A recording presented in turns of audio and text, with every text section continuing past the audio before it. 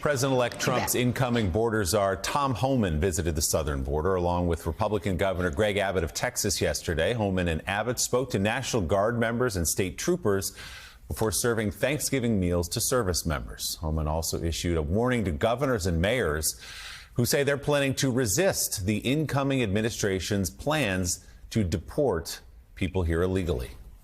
It's a shame we have other governors and other mayors who are right out of the gate. I said they're going to push back on President Trump and what we're trying to do, especially for interior enforcement.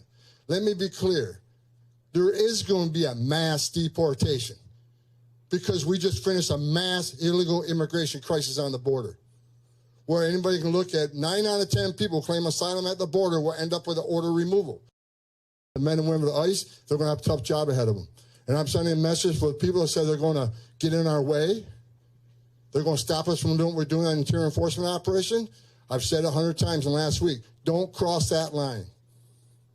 It's a felony to knowingly harbor and conceal an illegal alien from immigration authorities. Don't test us. The nation wants a safe country. We've had enough crime in this country, illegal alien crime. It's time to end it and stop it. President Trump's committed to it.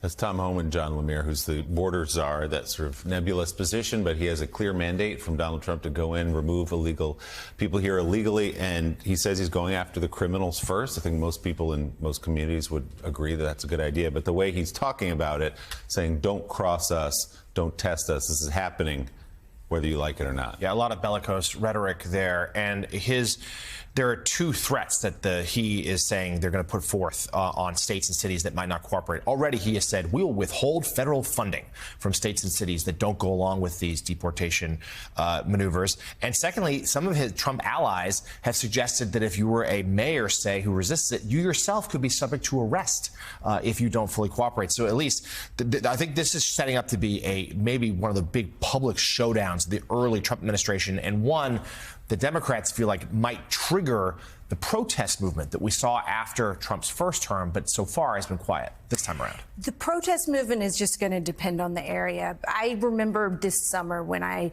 did a focus group of African-American voters in Michigan and heard their anger about the way that the local homeless population had been treated and kicked out of shelters to make room for migrants. And there's so much anger all around the country in these different cities that I don't know that protesters are factoring that in, because Trump, we saw how the election went. This is something that the American public is really concerned about. I'm keeping a close eye on this as this develops, but you heard the promise there from the border czar that they will not tolerate any opposition to this program.